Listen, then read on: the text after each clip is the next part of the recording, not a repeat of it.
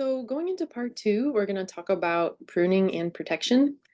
So we'll do an introduction to pruning, basic principles, and then we'll go into protection for frost and sunburn.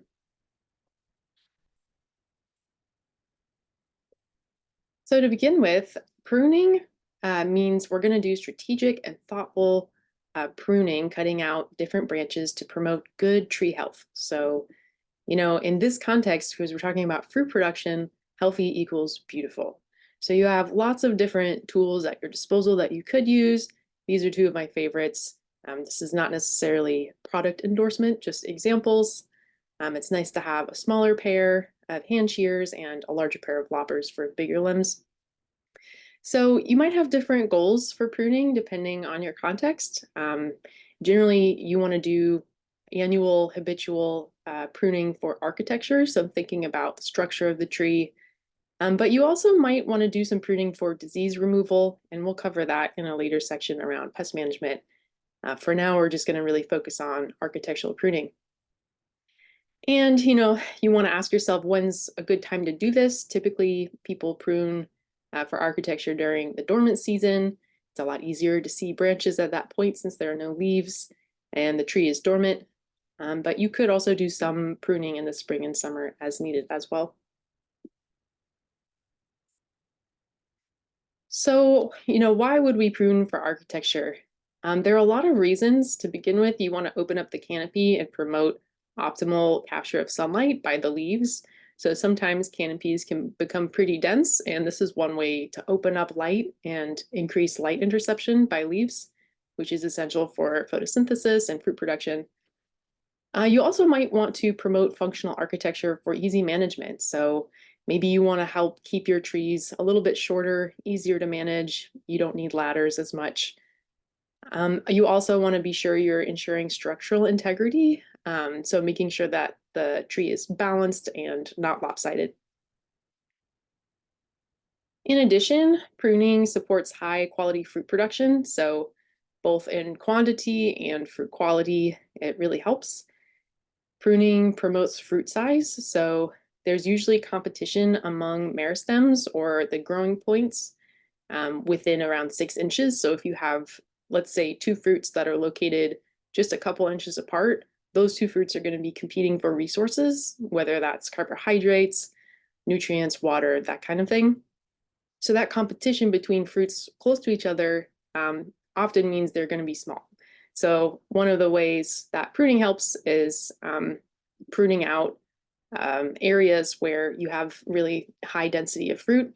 Thinning also helps with that, but we'll get to that later. Pruning also stimulates new fruiting wood. So like we talked about earlier, the areas where fruits grow often, become less productive after 2, 3, 4, 5, 10 years in some cases, like we discussed with different cultivars or with different crop types. So this is one way you can stimulate new fruiting wood, making sure you prune on an annual basis. And also pruning helps regulate crop production and minimize alternate bearing, like we discussed earlier too. And like I mentioned, you also want to prune to remove diseased tissue, but because that's more of a pest management practice, disease being one of many types of pests, we're going to come back to this one later, but just know that's another reason you might want to prune. So trees that do not get pruned, on the other hand, develop really dense canopies, a lot of foliage. They have poor light interception. They might have poor flower bud formation. They might have low fruit set. And generally, you're just going to have lower fruit quality as well. So I want to go back to this word meristem. So what is a meristem? This is just a group of plant cells that are capable of continued growth and differentiation. So here's some pretty cool up-close photos of what plant meristems can look like. And then in the bottom left corner, we have a photo that I took recently of a peach tree, or maybe it's prune, in a neighbor's yard where you can see pretty clearly these different buds. Buds are a great example of meristems, where you have new tissue that's beginning to grow and differentiate. So we're going to get into different types of pruning cuts now. We're going to start with heading cuts. So heading cuts happen when only the terminal part of a shoot is removed. So the goal of a heading cut is just to shorten the branch. as you can see at this diagram. Topping is an extreme heading cut when trees are young. So this happens when you have young trees and you don't want them to be super tall in the long run and you want to try to keep them short. So the whole tree is cut back to about 2 to 3 feet above ground level. It sounds kind of extreme, but in most cases, trees recover just fine from this. And the goal with topping cuts is to encourage a lot of lateral growth and reduce overall tree size. So topping is just extreme heading cut to keep trees small and manageable. On the other hand, thinning cuts happen when the entire shoot is removed. So the goal here is to improve light interception, maintain vigor, minimize excess fruiting. So you're really just thinning out, as the term indicates, branches to improve the space between different branches. So you're going to have a less dense canopy. And here's what this looks like. Let's say you have a trunk or a large branch. A thinning cut is just when you find a smaller branch coming off of that large one and removing it next to the larger branch or trunk. So here's what this can look like, practically speaking. Here's a nice diagram. We have, on the left, the before, and on the right, the after. So let's say you did one heading cut up top, that would be B here. And then you have a bunch of little thinning cuts that are all of these different A's, where you're really just thinning out the canopy and removing some excess smaller branches that really helps increase light interception within the canopy. So now we're going to get into pruning for tree architecture. So in more depth, we're going to talk about training and pruning systems. So really thinking more big picture around, the architecture of your tree. You could go for an open center vase-shaped tree like you see on the left here, or maybe you might want a central leader. So these terms are thankfully pretty self-explanatory. So an open center vase-shaped tree, you're going to do probably a topping cut, which is that severe heading cut right here in the center of that tree. And then that's going to encourage a ton of lateral growth outwards. So you're going to end up with more of a vase-shaped tree. Whereas with the central leader, you're going to not do a severe heading cut, topping cut, and you're going to let that central branch, stem, trunk continue going upward vertically. So it just depends on what shape you want, and there's pros and cons to both. I'm partial to the open center vase shape tree for landscape fruit trees because I'm not the tallest person, and I think it's really nice to keep your trees small and manageable unless you want to use ladders or other harvest equipment like the poles with baskets and that kind of thing. So I'm a big proponent of the smaller open center vase shape architecture, but that's just my personal opinion. You have lots of options, thankfully. So thinking about that open center vase shaped in a little more detail, here's kind of how this goes time-wise. So at planting on the left, you're going to start, with your typical seedling that you put in the ground. Then at some point, you're going to do heading after planting. And then after one season of growth after that, eventually you're going to have quite a bit of shoot development. As you can see, though, we don't have that central leader anymore. We have a lot of more horizontal branches. And then you can do another round of pruning after one season where you take out some of that central branches going more vertically, but you leave the horizontal lower branches. So this is how you'd go about doing open center vase-shaped pruning. And here's kind of what this looks like in real life. So we have a diagram here. It's pretty similar to the ones we just looked at. And then in real life, you might have trees that look like this, where they're lower to the ground, branching out a lot horizontally, and then a nice vase-shaped tree architecture. This also makes harvesting a lot easier in addition to helping with light interception. Here's another example. These are a little bit less low to the ground and horizontal, but still, we really don't see that vertical central leader in any of these. So these are peach and plum trees that were just recently pruned. And I wanted to include these because on the far right, as you can see here, it's pretty easy to see where they made choices when they pruned these trees. So we have the yellow arrows representing the spots where it looks like they pruned either recently or in a previous year. And then we have the red circles representing this new growth that's happened more recently, and they've deliberately chosen to leave those areas circled in red because that's where you're going to have new growth, new fruiting tissue, new vegetative growth. So this is just a nice illustration to see how people think through these choices when they're making pruning cuts. On the other hand, if you want to go with a central leader tree architecture, here's the sort of the time series with this one. So at planting, you're going to plant the seedling as normal, and then you're going to allow that central leader to grow, and as well, of course, the scaffold branches. And then over time, you can choose different scaffold branches that are spaced evenly up and around the central leader. You never want to have a lot of branches on one side and none or few on another. So it's important in general to space scaffold branches evenly around the tree. And then over time, you're going to see that vertical central leader is maintained. So moving on to some other considerations when you're pruning on a regular basis, annually, you want to be on the lookout for a couple things. You want to look out for water sprouts and suckers. So these usually remain vegetative. So they're vigorous and they compete for resources with fruiting wood. They're competing for things like carbohydrates, water, nutrients, and that kind of thing. So these are not great. And it's really important to prune out suckers and water sprouts. So suckers arise from the base of the tree.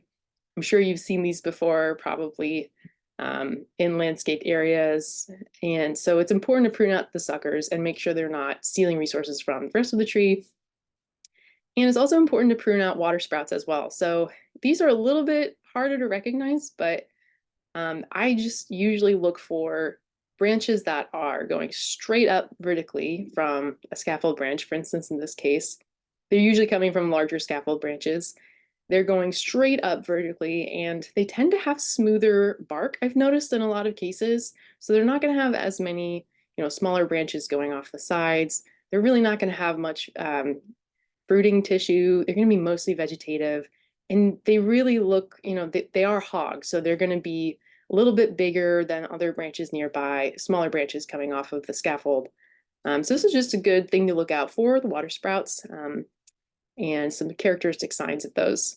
So it's important to prune both of these out so that your trees maintain good architecture and this vegetative tissue doesn't take resources away from your fruiting tissue.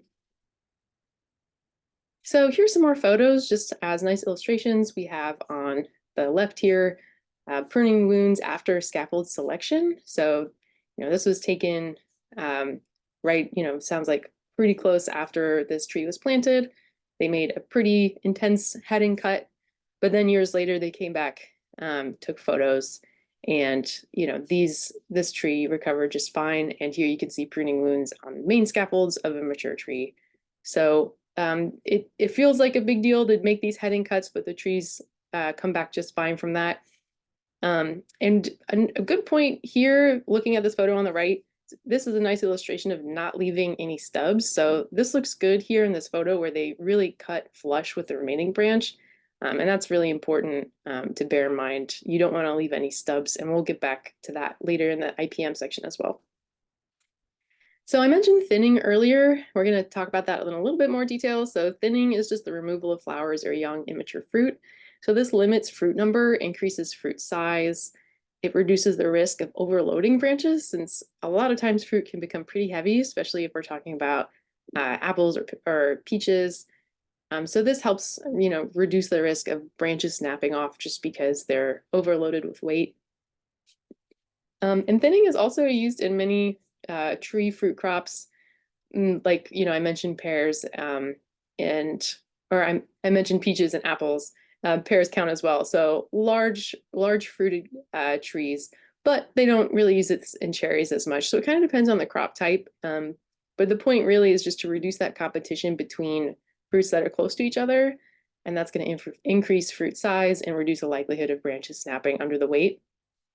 So with thinning, in general, the earlier the better. So you want to get in and thin on the earlier side. It's just a lot easier to do that before things get larger. You want to leave the largest fruit and remove just the small ones, and try to space them out relatively evenly along branches. So getting into protection now, we're going to talk a little bit about sunburn. So sunburn damage occurs on tree trunks and branches, and it looks a lot like this. So these are some nice photos of sunburn damage from UCIPM. And you can see the discoloration, in the photo on the left here. It's a little bit darker, but the real thing you want to look out for is sort of this crinkling. The bark tissue, um, is a little bit deformed. You can see it's kind of cracking a bit, and that's also evident in the photo on the right here, where essentially the sun has heated up the um, bark enough to cause this pretty intense cracking. So this is not great. We want to avoid that as much as we can, and we can do that by using whitewash to protect trunks from sunburn. So this whitewash is going to reflect light and reduce bark heating that causes that sunburn damage. So all you need to do is apply white interior latex paint that has been diluted with an equal portion of water to tree crooks. So it's half paint and half water. Mix it up, and then you can use a paintbrush to apply it. You can also use loosely tied tree wraps. That's an option, but I know a lot of folks use whitewash paint. And it's just also important to make sure you're irrigating enough. So one thing that can really help with sunburn protection is just making sure that your trees have enough water, and that they're not severely drought stressed. So thinking about bark splitting, so this can happen both because of sunburn damage, but also sometimes it can happen after warm winter days when you stimulate bark expansion, because it's so warm out.